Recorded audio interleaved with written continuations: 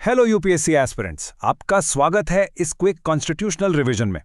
आज हम भारत के राष्ट्रपति से जुड़े सारे इंपॉर्टेंट आर्टिकल्स को फटाफट रिवाइज करने वाले हैं। तो चलिए बिना देर किए शुरू करते हैं।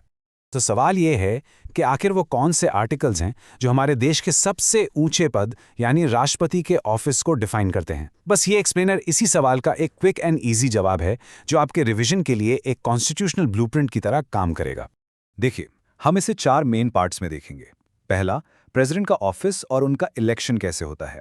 दूसरा, उनकी एग्जीक्यूटिव और जुडिशियल पावर्स क्या हैं। तीसरा, लेजिस्लेटिव और फाइनेंशियल पावर्स। और आखिर में इमरजेंसी पावर्स। ये आपके रिवीजन के लिए एकदम क्लियर रोड मैप है। तो सबसे पहले सेक्शन से शुरू करते हैं। यहां हम आर्टिकल्स 52 से 62 पर फोकस करेंगे। ये वो फाउंडेशनल आर्टिकल्स हैं जो राष्ट्रपति के पद की स्थापना, उनके चुनाव का तरीका, उनका कार्यकाल और उन्हें पद से हटाने की प्रोसेस यानी इम्पीचमेंट के बारे में बताते हैं। अब जरा इस स्लाइड को ध्यान से देखें।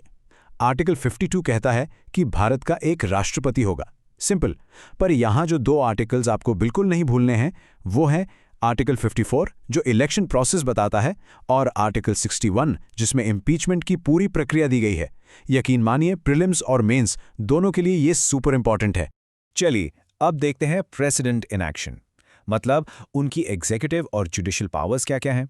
ये आर्टिकल्स प्रेसिडेंट को यूनियन एग्जीक्यूटिव के हेड के तौर पर और उनके जुडिशियल फंक्शंस में उनकी रोल को एकदम क्लियर करते हैं। तो देखिए, आर्टिकल 72 प्रेसिडेंट को पार्डन यानी क्षमादान की शक्ति देता है। आर्टिकल 75 के अंडर वो प्राइम मिनिस्टर और बाकी मिनिस्टर्स को अपॉइंट करते हैं और आर्टिकल 143 के तहत वो सुप्रीम कोर्ट से सलाह भी ले सकते हैं। पर यहाँ एक बात याद रखना बहुत ज़रूरी है। आर्टिकल 74 कहता है कि प्रेसिडेंट अपनी ज़्यादातर एग्जीक्यूटिव पावर्स का इस्तेमाल काउंसिल ऑफ मिनिस्टर्स की एड एंड एडवाइस पर ही करते हैं। ठीक है, अब आगे बढ़ते हैं प्रेसिडेंट के तीसरे सबसे इंपॉर्टेंट फंक्शन पर। यह है पार्लियामेंट में उनका रोल, मतलब लेजिस्लेटिव और फाइनेंशियल प्रोसेसेस में उनकी क्या भूमिका है। आर्टिकल 85 प्रेसिडेंट को पार्लियामेंट का सेशन बुलाने, उसे प्रोरोग करने और लोकसभा को डिसॉल्व करने की पावर देता है। आर्टिकल 111 बिल्स पर उनकी सहमति से डील करता है, जिसमें उनकी फेमस वीटो पावर्स भी शामिल हैं।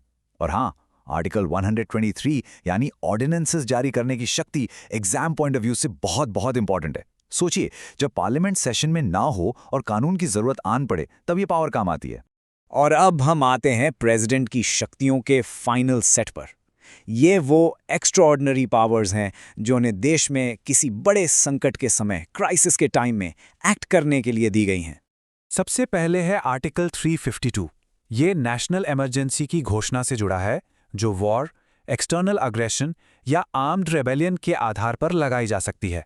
इसके ठीक बाद आता है आर्टिकल 356 जिसे हम प्रेसिडेंट्स रूल कहते हैं। ये तब लगाया जाता है जब किसी स्टेट में कॉन्स्टिट्यूशनल मशीनरी फेल हो जाती है।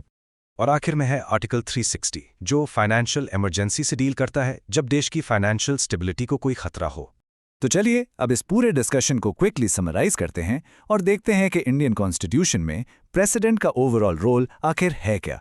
पूरी बात का सार बस इतना है, प्रेसिडेंट हमारे देश के फॉर्मल हेड हैं, हेड ऑफ स्टेट, लेकिन वो अपनी ज्यादातर शक्तियों का इस्तेमाल चुनी हुई सरकार यानी काउंसिल ऑफ मिनिस्टर्स की एड एंड एडवाइस पर ही करते हैं।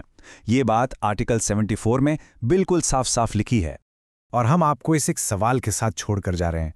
सोचिएगा जरूर, क्या प्रेसिडेंट सिर्फ एक नॉमिनल हेड हैं, एक नाम मात्र के प्रमुख, या फिर वो एक कॉन्स्टिट्यूशनल सेफगार्ड, एक संवैधानिक प्रहरी भी हैं?